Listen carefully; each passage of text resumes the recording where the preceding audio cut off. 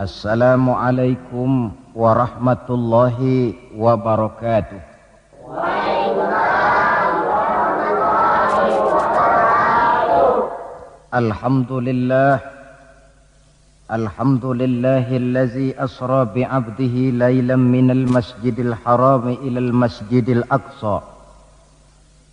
Wassalatu wassalamu ala sayyidina Muhammadin alladzi kanat hasanatuhu la tuhsa wa ala alihi wa ashabihi ahli sidqi wat tuqa, amma ba'du. Saudara-saudara hadirin yang berbahagia,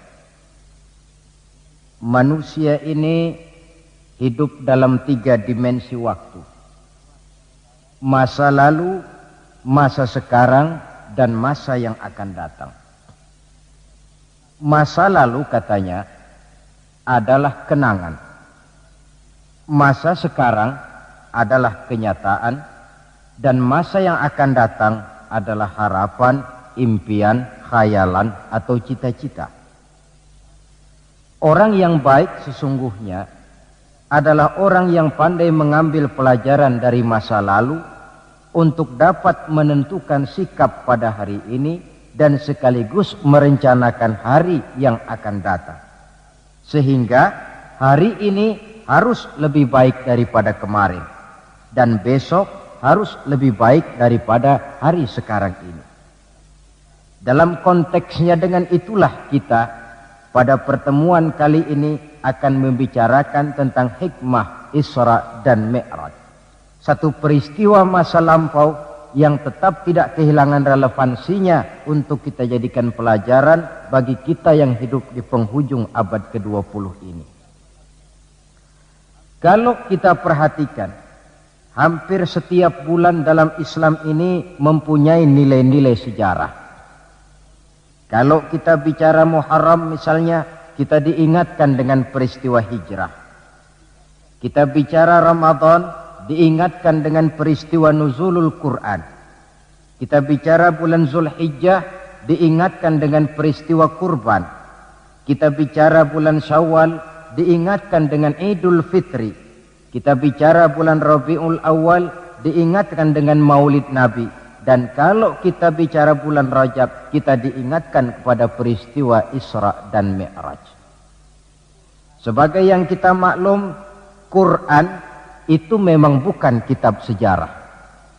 Tetapi Al-Quran banyak menceritakan peristiwa-peristiwa bersejarah. Dan kalau kita perhatikan gaya bahasa yang digunakan oleh Al-Quran di dalam menceritakan peristiwa-peristiwa bersejarah itu berbeda satu dengan lainnya. Istimewa sekali bahwa untuk menceritakan peristiwa Isra dan Mi'raj, Allah memulai ayatnya dengan menggunakan kalimat tasbih. Seperti yang kita baca dalam surah Bani Israel ayat pertama. Subhanallazi asra bi'abdihi laylan minal masjidil harami ilal masjidil aqsa. Maha suci Allah yang telah menjalankan hambanya pada suatu malam dari Masjidil Haram di Makkah ke Masjidil Aqsa di Palestina. Mari kita coba dekati ayat ini per kalimat untuk memudahkan pengertian kita di dalam memahami peristiwa Isra dan Mi'raj ini. Ayat ini dimulai dengan kalimat subhanallazi.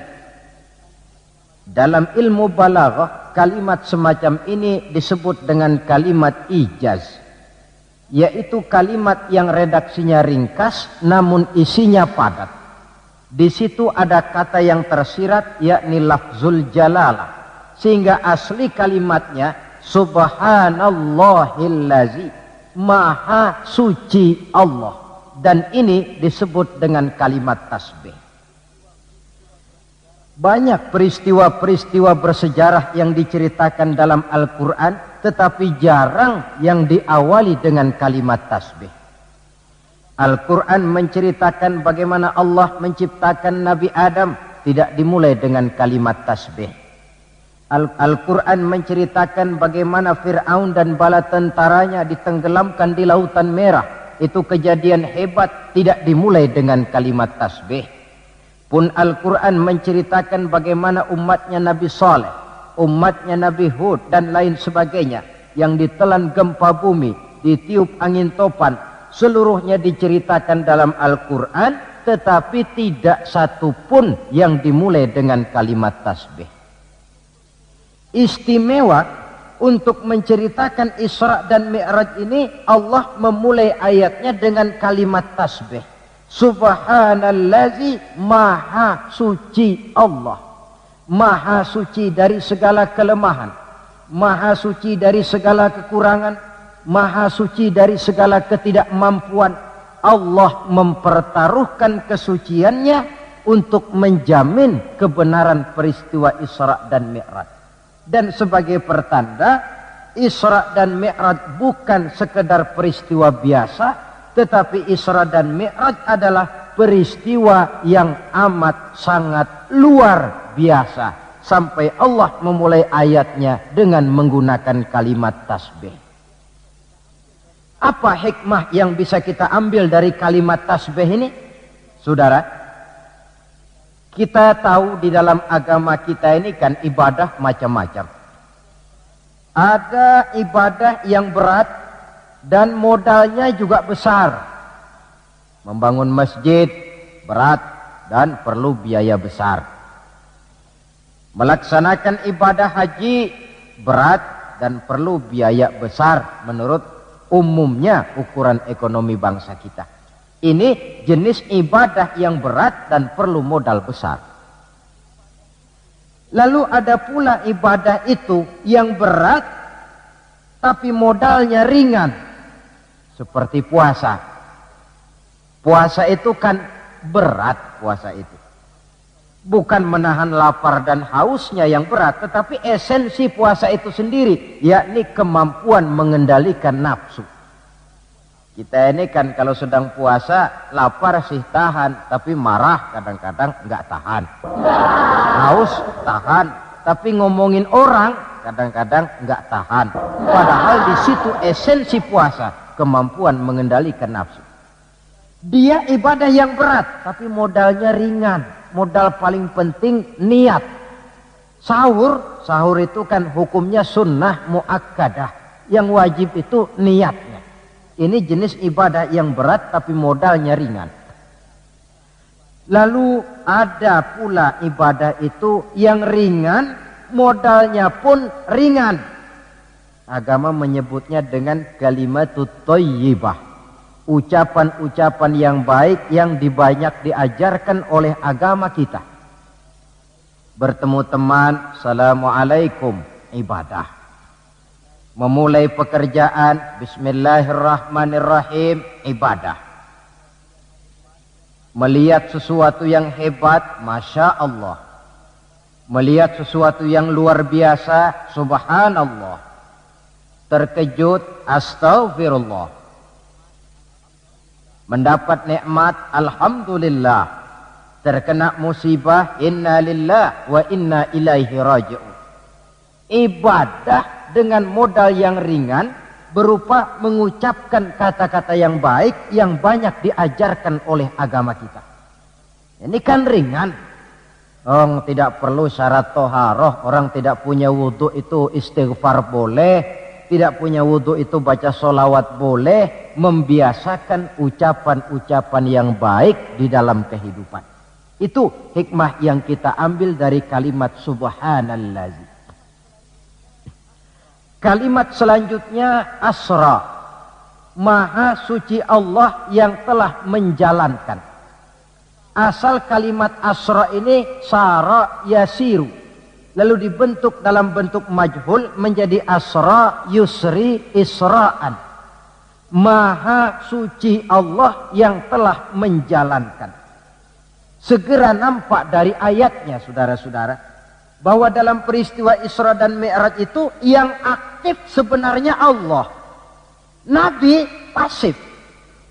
Allah yang menjalankan, Nabi yang dijalankan.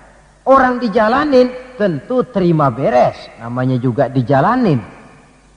Maka tidak heran kalau beliau berangkat dari Mekah kemudian menuju Masjidil Aqsa di Palestina, dari sana naik ke langit pertama, 2, 3, 4, 5, 6, 7, dari sana naik lagi ke Rafraful Akhdar, sampai ke Sidratil Muntaha, sampai di bawah Aras, menerima perintah sholat, melakukan kunjungan ke surga dan neraka, kembali lagi ke Mekah tidak lebih daripada sepertiga malam. Kok bisa ya? Kalimatnya asra. Allah yang menjalankan, Nabi yang dijalanin. Tentu saja karena dijalankan, oh beliau lalu terima beres. Andai kata Rasul berjalan sendiri, terang beliau tidak akan mampu menempuh jarak yang demikian jauh dalam waktu yang relatif singkat. Artinya, di dalam memahami peristiwa Isra dan Mi'raj ini, yang dipakai bukan logika intelektualitas manusia, tetapi logika kemahakuasaan yang mutlak dari Allah Subhanahu wa ta'ala. Satu contoh kecil.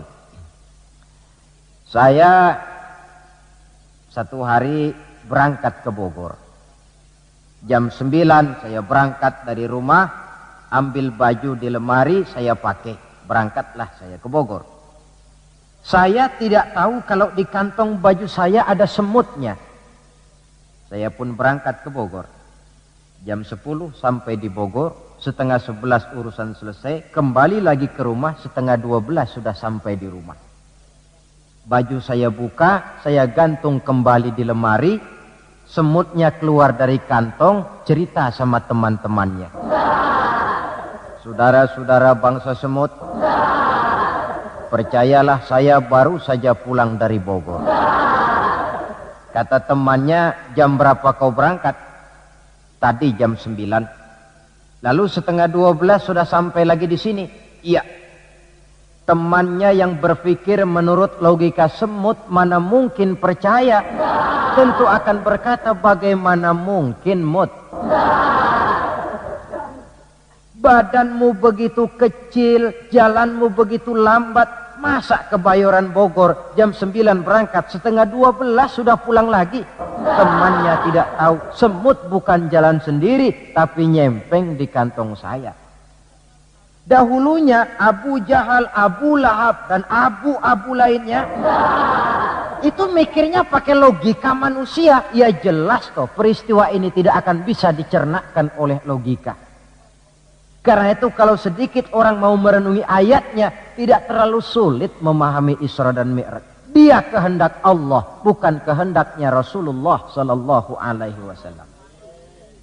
Ini kalimat asra. Kemudian kalimat bi'abdihi, maha suci Allah yang telah menjalankan hambanya. Kenapa kok Allah memakai kalimat tidak langsung? Kan lebih enak saja kalau Allah bilang misalnya, Subhanallazi asra bi Muhammad, maha suci Allah yang telah menjalankan Muhammad. Begitu saja, kenapa sih? Kenapa harus pakai bi'abdihi, maha suci Allah yang telah menjalankan hambanya? Pakai kata-kata hamba. Apa maksudnya? Nah, di dalam kalimat hamba ada dua data. Data pertama, kalimat hamba di sini menjelaskan bahwa Nabi Muhammad itu Isra dan Mi'raj dengan roh dan dengan jasad sekaligus. Sebab apa? Orang hanya dipanggil hamba kalau punya roh dan punya jasad. Jasad tanpa roh namanya mayit. Roh tanpa jasad gentayangan, mungkin namanya pocong. Orang dipanggil hamba tentunya lengkap jasad dan roh sekaligus. Karena itu kalimat bi'abdihi sudah merupakan jawaban Isra Mi'raj terjadi dengan jasad dan dengan roh. Itu data pertama. Data yang kedua, kalimat bi'abdihi ini menjelaskan bahwa Nabi Muhammad itu oleh Allah benar-benar telah diakui sebagai hambanya. Maka lalu dipanggil hamba dalam ayat ini. Saudara mungkin lalu bertanya, Kalau cuma sekedar urusan itu, apa kita ini bukan hamba Allah? Ya tentu, kita ini hamba Allah. Kata siapa? Kata kita. Kalau kata kita, namanya mengaku. Orang mengaku tentu boleh-boleh saja, namanya ngaku. Cuma diakui atau tidak, ini yang jadi masalah. Saya bisa saja berkata, saya kenal dengan Bapak Presiden. Tapi yang jadi masalah, apakah Bapak Presiden juga kenal dengan saya? Dengan kata lain, kalau kata-kata hamba Allah keluar dari mulut manusia, nilainya murah. Kenapa murah? Sebab itu pengakuan. Tapi kalau keluar dari Allah sendiri, itu yang mahal. Maksudnya bagaimana? Berapa banyak manusia di dalam hidup ini, mulutnya berkata saya hamba Allah, tapi perbuatannya membuktikan dia hamba dunia, hamba nafsu, budak jabatan, budak pangkat, budak harta. Tidak sesuai antara ucapan dengan perbuatannya. Dari kalimat bi'abdihi ini kita ambil hikmah. Sekali kita menjadi hamba Allah, jangan menghamba kepada yang selain Allah. Sebab syahadat yang kita ucapkan punya konsekuensi. Asyhadu an la ilaha illallah. Saya bersaksi tidak ada Tuhan melainkan Allah. Maka itu berarti saya tidak akan menyembah kecuali hanya kepada Allah.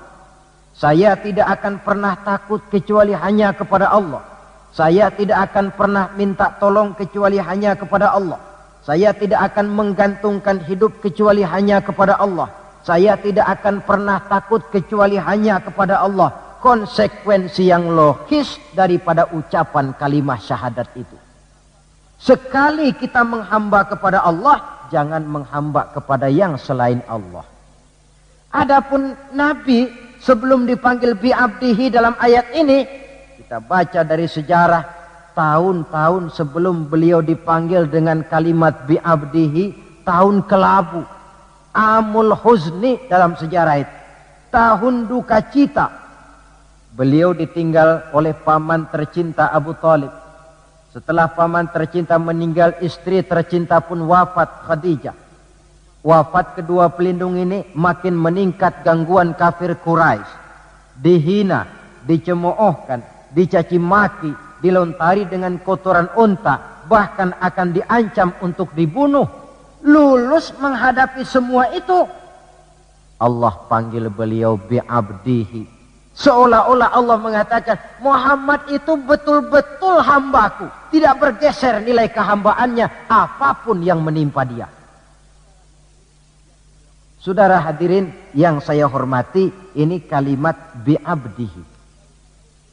Jadi dari sini kita bisa memahami Isra yang merupakan perjalanan Nabi dari Masjidil Haram hingga ke Masjidil Aqsa, dan Mi'raj yang naiknya Nabi dari Masjidil Aqsa menghadap Allah semata-mata merupakan peristiwa yang terjadi menurut apa maunya Allah. Nah, kemudian apa tujuan daripada Isra dan Mi'raj itu? Hakikatnya cuma Allah yang tahu tentu. Namun kalau kita lihat di penghujung ayatnya, kita akan menemukan kalimat linuriyahu min ayatina. Keseluruhan perjalanan yang ajaib itu, sejak berangkat sampai kembali, tujuannya linuriyahu min ayatina. Untuk kami perlihatkan kepada Nabi Muhammad itu sebagian kecil daripada tanda-tanda kebesaran kami. Untuk disampaikan kepada umatnya dan kemudian menjadi pelajaran di dalam mengarungi kehidupan. Seluruh perjalanan yang dilihat oleh Nabi, seluruh pemandangan yang ditemui di dalam perjalanan, itu merupakan sebagian kecil dari tanda-tanda kebesaran Allah. Dan itu merupakan tamsil, contoh pelajaran buat kita yang hidup di zaman sekarang ini. Misalnya, di dalam perjalanan Rasul melihat ada orang mencakar-cakar mukanya dengan kukunya sendiri. Beliau bertanya, ya Jibril, itu orang macam apa? Jibril yang waktu itu bertindak sebagai bodyguard menjelaskan, Muhammad, itulah contoh daripada umatmu, orang-orang yang suka memburuk-burukan saudaranya sendiri. Ditamsilkan bagaikan orang yang mencakar mukanya sendiri.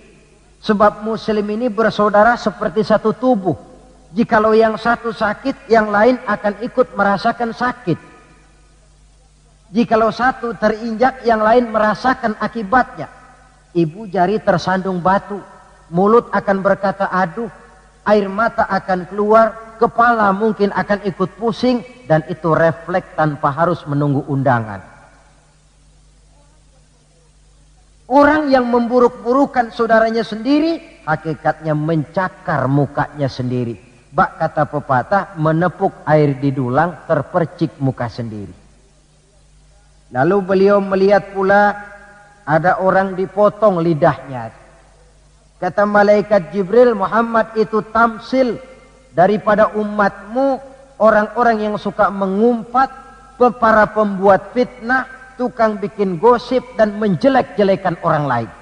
Maka lidahnya akan dipotong sedemikian rupa. Lalu beliau melihat pula dalam perjalanan ada orang memikul kayu. Sudah cukup berat, rengkek-rengkek dia membawa beban yang cukup berat itu.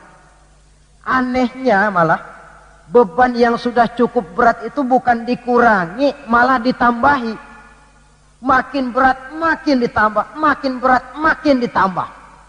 Sampai Nabi heran dan tanya, Jibril, apa lagi kalau ini? Nah Muhammad, ini tamsil daripada umatmu, orang-orang yang dipercayakan untuk memikul satu amanah, tetapi amanah yang satu belum dia laksanakan, sudah diterima amanah yang lain. Akhirnya bertumpuk-tumpuk di pundaknya amanah-amanah yang harus disampaikan. Orang yang terlalu banyak jabatan, tetapi kemudian ternyata tidak mampu melaksanakan tugasnya. Tapi dikasih jabatan baru, mau lagi. Dikasih yang baru, mau lagi. Soal mampu of tidak, soal nomor 2, yang penting punya jabatan. Orang yang di dalam menerima suatu pekerjaan tidak pernah mengukur dengan batas kemampuan yang dimilikinya. Lalu beliau melihat pula ada sekelompok orang menanam. Hari itu dia menanam, hari itu juga tumbuh, hari itu juga keluar buahnya. Diketamnya, lalu tumbuh lagi gantinya. Tiap kali diketam, tiap kali keluar buahnya. Itu tamsil apa ya Jibril? Kata malaikat Jibril, wahai Muhammad, itulah satu contoh daripada umatmu, orang-orang yang gemar memberikan bantuan kepada orang yang memang memerlukannya. Mereka yang rajin sedekah, membantu fakir miskin, menyantuni yatim piatu, memberikan bantuan kepada pengembangan dakwah, madrasah, pendidikan dan pesantren. Hakikatnya mereka mengeluarkan uang, tetapi hakikatnya itu adalah untuk kepentingan diri mereka sendiri. Dicontohkan laksana orang, hari itu dia menanam, hari itu tumbuh buahnya. Dia petik, keluar lagi gantinya. Begitu seterusnya, tidak pernah berhenti. Jadi orang yang rajin bersedekah, senang memberikan bantuan kepada mereka yang memerlukannya, pada hakikatnya adalah orang-orang yang tidak pernah merugi barang sedikit pun. Malah milik kita yang sebenarnya adalah apa yang sudah kita belanjakan di jalan Allah. Uang kita di kantong kita adalah uang kita hari ini. Besok barangkali uangnya sopir taksi. Uang yang ada di dompet uang kita hari ini. Besok barangkali uangnya tukang rokok. Uang kita yang sebenarnya apa yang sudah kita belanjakan di jalan Allah. Baik dalam bentuk zakat, infak, sedekah dan lain sebagainya. Tentu banyak peristiwa yang dilihat oleh Nabi di dalam perjalanan yang seluruhnya merupakan pertanda kebesaran dari Allah Subhanahu wa taala. Nah, Saudara, kemudian di antara tujuan Isra dan Mi'raj, di samping memperlihatkan sebagian kecil tanda kebesaran Allah, menerima perintah sholat. Dari segi menerimanya saja sholat itu sudah istimewa. Coba kita lihat. Allah perintah kita puasa. Cukup turun ayat. Ya ayyuhalladzina amanu kutiba alaikumus syiyam. Cukup turun ayat. Allah perintah orang yang mampu untuk melaksanakan ibadah haji. Cukup turun ayat. Allah perintah kita bayar zakat, cukup turun ayat. Tapi Allah perintah kita sholat, tidak cukup cuma sekedar turun ayat, nabinya langsung dipanggil. Dari segi ini saja, sholat itu sudah istimewa. Benar kalau Nabi menyatakan, innama masalus sholati fid din kama salir ra'si fil jasad. Kedudukan sholat dalam agama sama dengan kedudukan kepala dalam anggota badan manusia. Kita yakin manusia tidak punya sebelah tangan, mungkin masih bisa hidup. Manusia tidak punya sebelah kaki, barangkali masih bisa hidup. Manusia tidak punya sebelah telinga, masih bisa hidup. Tapi kalau manusia sudah tidak punya kepala, umpama hidup juga, itu barangkali tulen turunannya kuntilanak. Begitulah kita lihat kedudukan sholat ini di dalam agama. Begitu pentingnya sampai untuk menerima perintah sholat, Allah langsung memanggil Nabi kita Muhammad sallallahu alaihi wasallam. Saudara hadirin yang saya hormati, apa sih sebenarnya perlunya kita sholat itu? Tidak untuk menggembirakan Allah. Se-ASEAN orang tidak ada yang sholat, Allah tidak akan pensiun. Jangan lagi kita berpikir, barangkali kalau kita se-Jakarta ini tidak sholat, Allah rugi. Tidak. Tidak usahlah se-Jakarta, se-ASEAN lah. Tidak ada orang yang sholat. Allah tetap Allah. Sebab ia menjadi Allah, tidak ada ketergantungannya kepada manusia. Ia tidak pernah mengambil manfaat daripada perbuatan manusia. Sholat yang diperintahkan kepada kita, manfaatnya akan kembali kepada kita. Apa sih manfaat sholat itu dalam hidup ini? Untuk menjawab apa manfaat sholat, coba kita lihat. Ayat yang memerintahkan sholat itu selalu oleh Allah dimulai dengan kata aqimis sholah. Tidak ada i'malis sholah, if'alis sholah. Tidak. Mesti aqimis sholah. Dirikan sholat. Bukan kerjakan. Tapi dirikan. Maaf saudara. Mungkin di antara kita sudah banyak yang mengerjakan sholat. Tapi belum banyak yang mendirikan sholat. Apa bedanya Pak mengerjakan sholat dengan mendirikan sholat itu? Kalau mengerjakan sholat itu cuma asal sekedar gugur kewajiban. Kadang-kadang keluar sholat Jumat nukar sendal. Mentang-mentang khotibnya khutbah, saudara-saudara kaum muslimin, ambillah yang baik, tinggalkan yang buruk. Lalu keluar praktek. Padahal sholat, di situ kita lihat bahwa orang macam ini sebenarnya hanya sekedar baru mengerjakan sholat, belum mendirikan sholat. Padahal agama menuntut kita dirikan sholat. Apa pengertian mendirikan sholat itu? Mendirikan sholat artinya mengerjakan sholat dengan betul, cukup syarat rukunnya, selesai sholat, ajaran sholat diterjemahkan di luar sholat. Itu artinya mendirikan sholat. Jadi ada istimrar, kontinuitas, kesinambungan kata orang sekarang. Pada waktu dia mengerjakan sholat kelihatan khusyuknya. Setelah selesai dia sholat, kembali ke masyarakat, kembali ke tempat tugas, ajaran sholat diterjemahkan di sana. Nah, saudara hadirin, apa ajaran sholat yang harus kita terjemahkan dalam hidup, yang artinya ini merupakan manfaat daripada sholat?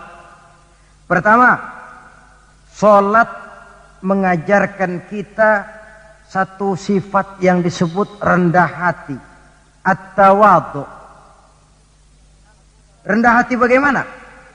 Anggota badan kita yang paling kita hormatikan kepala. Kalau bergurau dengan teman, dipukulnya tangan kita, masih senyum kita. Dipegangnya kaki, masih senyum kita. Tapi kalau sudah kepala, marah. Namun kepala yang begini kita hormati, manakala sujud di hadapan Allah, sama rendahnya dengan telapak kaki kita. Allahu Akbar. Selesai sholat, kembali ke masyarakat, sombongnya hilang. Ini mendirikan sholat. Sebab apa? Dia tahu orang sombong itu Allah tidak senang. Iblis diusir dari sorga itu kan cuma karena sombong.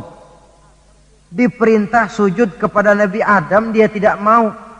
Allah tanya Iblis, kenapa kau tidak mau? Ini kan perintahku, kata Allah. Iblis dengan sombongnya menjawab, wahai Allah, saya akan diciptakan dari api, Adam kan dari tanah. Unsur api lebih mulia daripada unsur tanah. Masa saya harus sujud sama Adam yang baru kemarin? Gengsi ah. Kata Allah, kamu sombong Iblis. Surga bukan tempat orang sombong. Keluar. Iblis diusir dari surga. Jadi kira-kira sajalah yang sudah di surga itu sombong saja diusir. Apalagi kita yang masih di dunia ini. Dalam segala bentuknya, sombong itu Allah tidak senang. Sombong ilmu, Allah tidak senang. Mentang-mentang punya ilmu agama, tepuk-tepuk dada, nih saya satu-satunya ustadz di sini. Semuanya mesti ngaji sama saya ya. Kalau tidak ngaji sama saya, Islamnya kurang tapi sah. Sombong dengan ilmu. Sombong harta, ibu-ibu, Allah juga tidak senang. Sombong pangkat pun demikian juga, yang wajar-wajar sajalah kita dalam hidup. Tawadhu. Yang kedua, sholat mengajarkan kita untuk ikhlas. Berbuat tanpa pamrih. Kalau sudah Allahu Akbar, itu sudah karena Allah. Orang mau puji atau tidak, mau tahu atau tidak, mau dengar atau tidak, yang penting Allah. Tertanam keikhlasan. Bagaimana orang yang ikhlas dalam berbuat itu? Maaf. Orang yang ikhlas dalam berbuat itu seperti orang buang air besar. Saudara, kalau saya tanya, pagi-pagi buang air besar itu ikhlas apa tidak? Walaupun malam saudara habis makan enak, sate, opor ayam, buahnya anggur, apel, besok pagi dibuang, ikhlas. Tidak pernah ditengok-tengokin. Begitu jatuh lalu dilihat, ini jangan-jangan satenya ini, tidak. Sudah jatuh ya sudah, kurelakan di kau pergi. Berbuat tanpa pamrih, yang penting Allah. Ini mendirikan sholat. Yang ketiga, ini saya kira yang banyak dicari orang sekarang. Sholat itu memberikan ketenangan dalam hidup. Ketenangan bagaimana? Kita manusia hidup ini kan punya ambisi dan emosi. Yang orang lain punya, kita kepengen. Yang orang lain bisa, kita kepengen. Itu wajar, namanya manusia mesti punya emosi. Tapi emosi yang membludak tanpa dinetralisir akan bisa menimbulkan psikosomatik. Di mana manusia disiksa oleh perasaannya sendiri. Cobalah. Kadang-kadang dia lihat tetangganya beli televisi berwarna. Tetangga yang sebelah meriang. Enggak dia apa-apain, meriang. Tetangganya malah makin kaya, besok beli kulkas. Wah, dia makin gawat, opnam, masuk rumah sakit. Di rumah sakit dapat kabar tetangganya beli mobil, wah mati dia. Disiksa oleh perasaannya sendiri. Orang yang sholat lain. Jam 11 siang lihat tetangga bawa TV berwarna baru. Temperatur naik, panas, wajar. Datang waktu zuhur, kutub-kutub badan yang panas karena lihat tetangga bawa TV baru, didinginkan oleh air wudhu. Begitu terkena air wudhu, temperatur turun, adem. Selesai wudhu menghadap ke arah kiblat, usolli fardhu zuhri, Allahu Akbar, Allah yang maha besar. Temperatur makin turun ke titik nol, titik netral. Sebab apa? Dia sudah berhadapan dengan zat yang maha besar.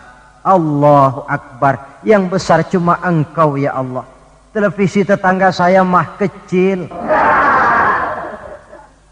Itu sebabnya Nabi pernah mengisyaratkan tanda orang bahagia itu dalam urusan dunia dia lihat ke bawah, tapi dalam urusan akhirat, dalam urusan agama dia melihat ke atas.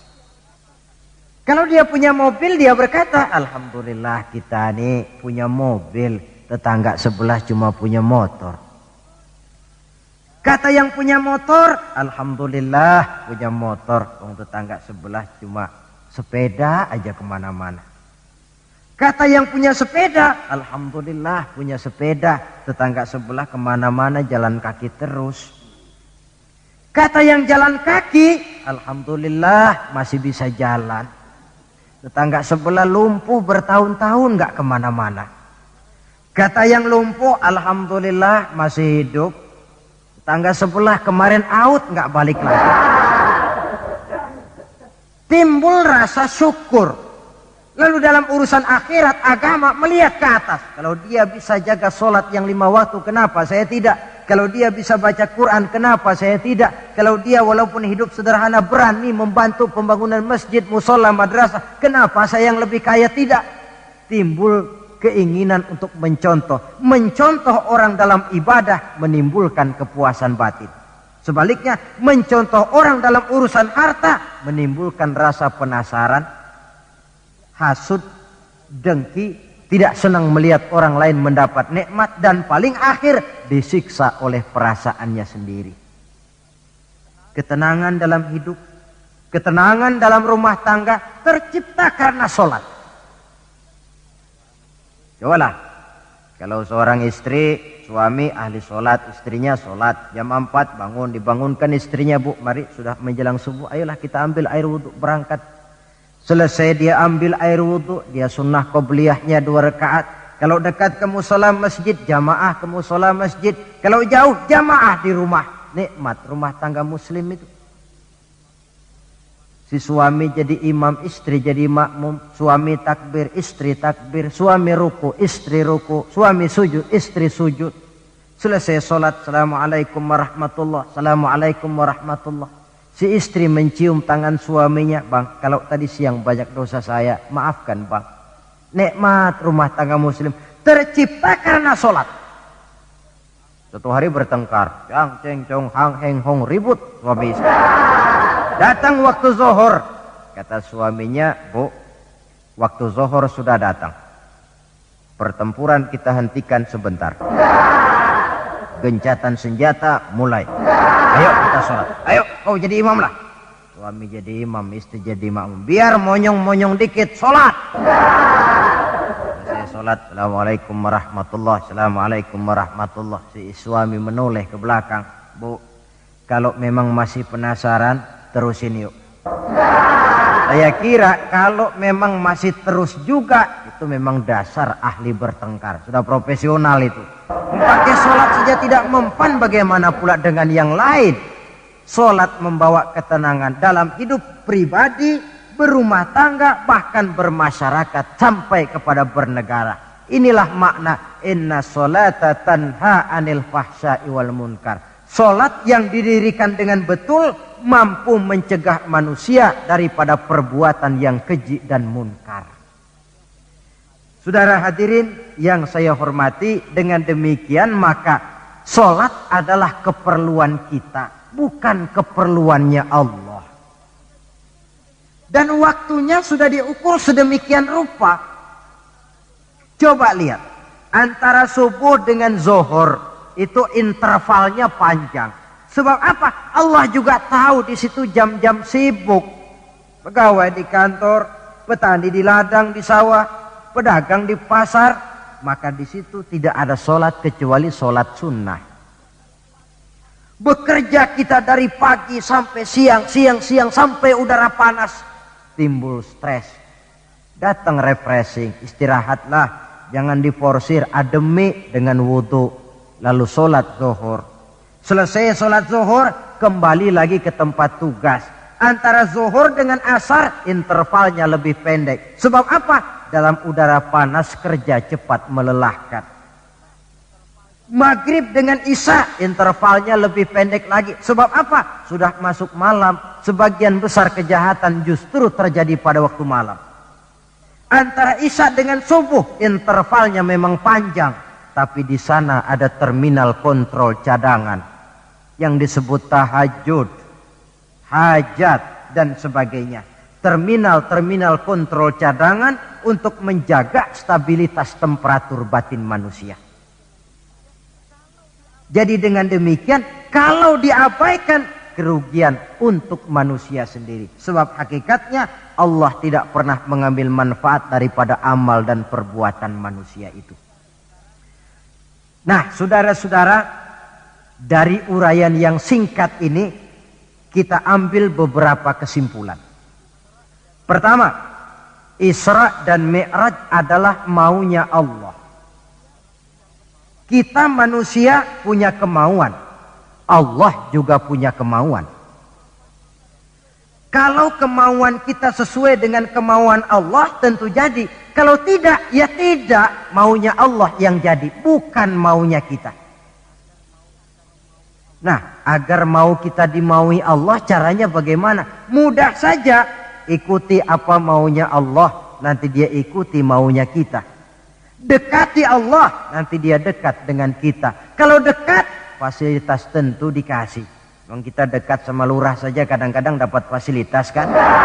Dekat dengan orang-orang tertentu bisa mendapat fasilitas. Dekat dengan Allah, demikian juga adanya.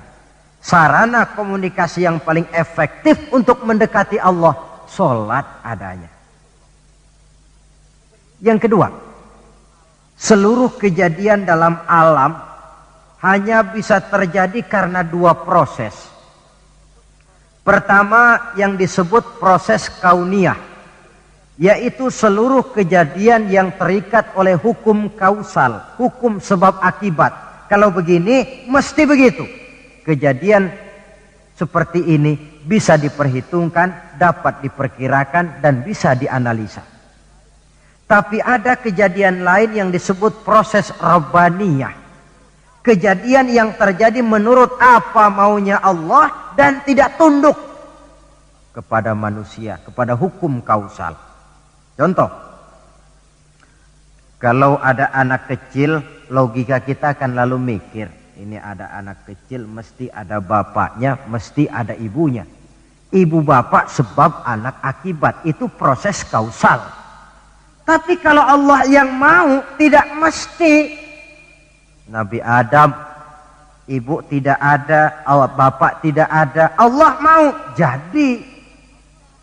Tidak bisa diselidiki secara eksat. Bagaimana ya proses terjadinya Nabi Adam secara antropologi budaya? Buntu. Nabi Isa, ibu ada, bapak tidak ada, Allah mau jadi. Tidak bisa diselidiki secara medis. Bagaimana ya menurut ilmu kedokteran? Kok Siti Maryam bisa hamil padahal dia tidak punya suami? Mukjizat. Maryam hamil tanpa suami, Allah yang mau. Cuma tentu agak kita sesalkan bahwa di zaman sekarang ini rupanya banyak juga perempuan-perempuan tidak mau kalah dengan Siti Maryam ini. Ini barangkali termasuk mukjizat abad 20. Saudara-saudara, otoritas intelektual perlu, tapi tidak bisa mentargetkan. Beberapa tahun yang lalu, Direktorat Vulkanologi itu sibuk mengawasi 2 buah gunung berapi yang dianggap bahaya kelas 1 dan setiap saat bisa meletus. Sore, pagi, siang, malam diawasi. Merapi di Jawa Tengah, dan Anak Krakatau di Selat Sunda. Apa yang kemudian terjadi? Yang diawasi tenang-tenang saja. Yang tidak diawasi malah batuk-batuk, galunggung. Begitu galunggung meletus, komentar macam-macam. Kata Direktorat Vulkanologi, oh itu kan gejala alamiah, gejala alamiah. Kata yang seniman, oh itu karena alam sudah bosan bersahabat dengan manusia. Macam-macamlah komentar. Tapi satu hal yang jelas, otoritas intelektual manusia itu harus sadar akan kelemahan keterbatasannya. Janganlah karena terlalu memuja otak sampai kita lupa kepada yang bikin otak. Sebab bagaimanapun jeniusnya otak manusia, yang bikin otak tentu lebih jenius lagi. Kita kagum dengan otak manusia, tapi kadang-kadang kita lupa dengan sang pembuat otak. Isra Mi'raj proses Rabbaniyah. Allah yang mau, bukan Nabi Muhammad yang mau. Api, kalau menurut kita kan api itu panas, membakar. Kalau menurut Allah tidak. Api itu netral. Netral bagaimana? Terserah maunya Allah. Kalau dia mau api panas, ya panas. Kalau tidak, ya tidak. Panas dan tidaknya bukan untuk manusia, bukan untuk Allah, tetapi untuk manusia. Maka Nabi Ibrahim pada waktu oleh Raja Namrus dilempar ke kobaran api yang menggunung, seujung rambut pun dia tidak terbakar. Sebab apa? Ketika dia hampir jatuh ke dalam api, Allah berkata kepada api, ya naru kuni bardan wa salaman ala Ibrahim. Hai api, dinginlah kamu, selamatkan Ibrahim. Api tunduk kepada maunya Allah, seujung rambut pun Nabi Ibrahim tidak terbakar, malah kedinginan di tengah kobaran api. Kasus macam ini tidak bisa diselidiki secara eksat. Bagaimana kok Nabi Ibrahim itu enggak kebakaran di dalam api?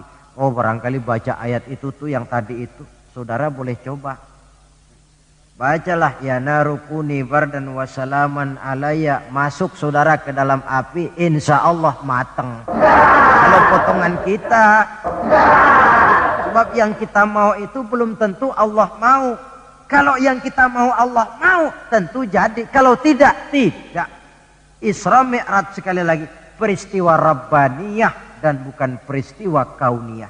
Logika di dalam memahaminya bukan logika intelektual, tetapi logika kemahakuasaan yang mutlak dari Allah Subhanahu wa ta'ala. Yang ketiga, marilah kita berusaha agar setiap gerak hidup dalam dunia ini bernilai ibadah. Sekurang-kurangnya berupa ucapan-ucapan yang baik. Bukankah yang namanya ibadah itu ya sholat ibadah, puasa ibadah, zakat ibadah, haji ibadah. Tapi tidak terbatas kepada hanya sekedar itu. Membangun rumah sakit, membangun sekolah, membangun panti asuhan yatim piatu, itu keseluruhannya merupakan ibadah. Sekurang-kurangnya ibadah dalam bentuk ucapan-ucapan yang baik, yang menyenangkan orang dan berpahala kita mengucapkannya. Ini tidak terlalu sulit dan bisa kita praktekkan di dalam kehidupan sehari-hari. Begitu pentingnya soal ucapan, sampai dalam satu ayat Allah menjelaskan, wa qaulun ma'rufun khairun min shadaqatin yatba'uha adza. Ucapan yang baik itu lebih disukai Allah daripada sedekah tapi menyakitkan hati orang yang menerimanya. Sedekah itu pahalanya besar tentu, tapi kalau menyakitkan hati orang yang menerima, lebih baik ngomong yang enak-enak sajalah. Termasuk ini kalimatut thayyibah, ucapan yang baik. Yang keempat, marilah kita menjaga stabilitas kita sebagai hamba Allah. Miskin hamba Allah. Jadi orang kaya tetap hamba Allah. Orang biasa hamba Allah. punya pangkat, jabatan, kedudukan, tetap hamba Allah. Dalam keadaan bagaimanapun posisi kita, nilai kehambaan jangan bergeser adanya. Yang kelima, Isra Mi'raj sesungguhnya merupakan batu ujian. Setelah terjadi peristiwa Isra Mi'raj, kelihatan mana yang loyang, mana yang emas, mana yang batu kerikil, mana yang mutiara dan intan. Setelah terjadi Isra dan Mi'raj, yang beriman makin mantap imannya. Yang ragu-ragu makin kembali malah kepada kekafiran.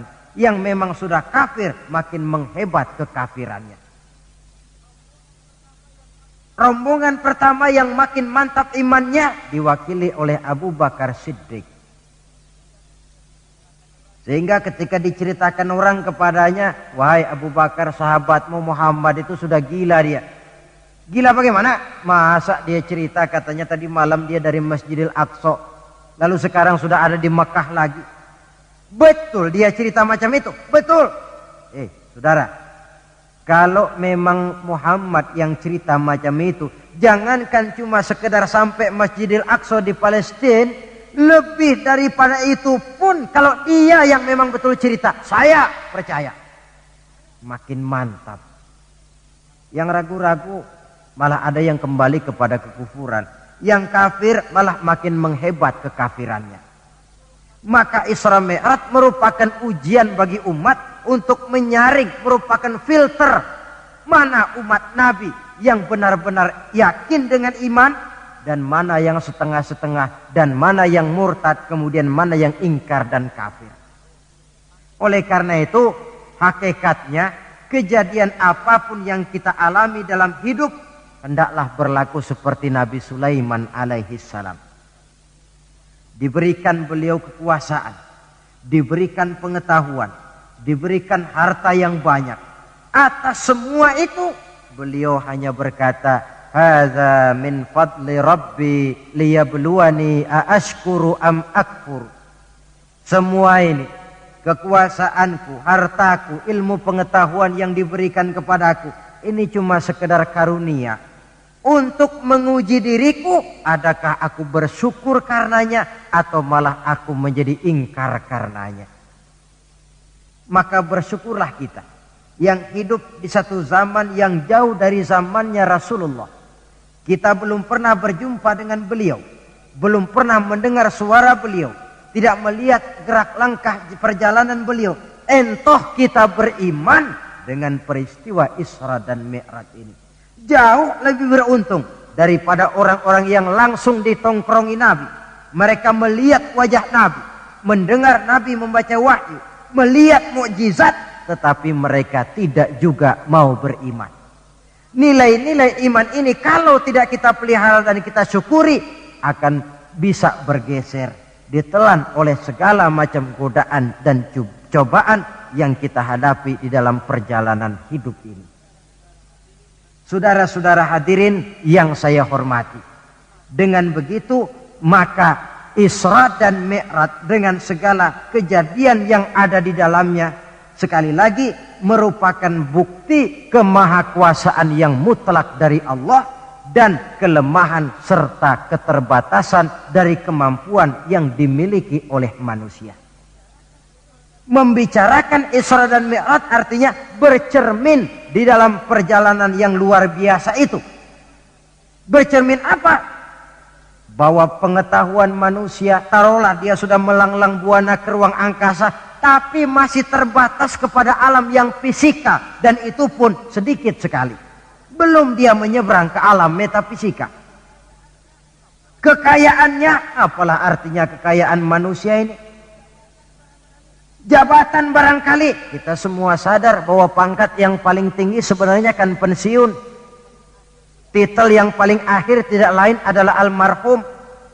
Setiap kita akan berjalan ke arah itu, sehingga tidak terkena apa yang diingatkan Allah, kalla innal insana la yatgha ar-ra'ahu istaghna. Manusia itu mudah lupa diri manakala melihat dia sedikit mampu, kaya, berkuasa, pandai, mudah lupa diri. Cobalah lihat Berapa banyak orang-orang yang tadinya sudah adil, berjuang menegakkan keadilan, namun di tengah jalan dia bisa berbalik meluncur menjadi orang yang justru menginjak-injak keadilan itu sendiri. Berapa banyak orang-orang yang tadinya sudah benar, berjuang menegakkan kebenaran, atau sekurang-kurangnya berniat untuk membela kebenaran, tapi di tengah jalan dia bisa berbalik menjadi orang yang justru hanya mau benar sendirian, walaupun tidak benar bagi orang lain. Wa idza massal insana durru da'ana li janbihi aw qa'idan aw qa'ima falamma kashafna anhu durrahu marra ka'allam yad'una ila durrin massahu. Kalau manusia ditimpa kesulitan, dia bermohon kepada Allah supaya dihilangkan kesulitan, baik pada waktu berdiri, sambil berbaring, sambil tidur. Manakala kesulitan sudah dihilangkan, marra ka'allam yad'una ila durrin massahu, dia pun berjalan dengan sombongnya, seolah-olah belum pernah minta tolong kepada Allah. Ini kecenderungan manusia. Itulah sebabnya yang terakhir sekali dari pembicaraan kita kali ini, puncak kebahagiaan seorang muslim tidak lain adalah bertemu Allah. Bagaimanapun nikmatnya masuk surga, kalau diukur dengan bertemu Allah, masih jauh lebih nikmat bertemu Allah. Nabi di puncak perjalanan Mi'raj bertemu Allah, tapi pertemuan itu diawali dengan berbagai macam cobaan, ujian, fitnahan, sampai kepada ancaman akan dibunuh. Paling akhir beliau mendapat perkenan bertemu Allah, puncak kebahagiaan hidup yang belum pernah diberikan kepada seorang pun manusia, baik sebelum atau sesudah beliau. Jadi begitulah seperti pepatah bilang, habis gelap mesti terbit terang. Inna ma'al usri yusra. Di balik segala kesulitan itu, insya Allah akan menunggu kemudahan. Kesulitan adalah bagian daripada hidup. Bukan untuk ditakuti, tetapi untuk dicarikan jalan keluar bagaimana pemecahannya. Saudara, inilah pembicaraan kita pada pertemuan ini. Walaupun selintas, mudah-mudahan bisa memberikan gambaran tentang Isra dan Mi'raj yang pada gilirannya akan memperkuat nilai-nilai keimanan kita dalam rangka melaksanakan apa yang diperintah Allah dan menjauhi apa yang dilarangnya. Terima kasih banyak atas perhatian saudara. Mohon maaf atas segala kekurangan. Usikum wa iyaya bitaqwallah. Wassalamualaikum warahmatullahi wabarakatuh.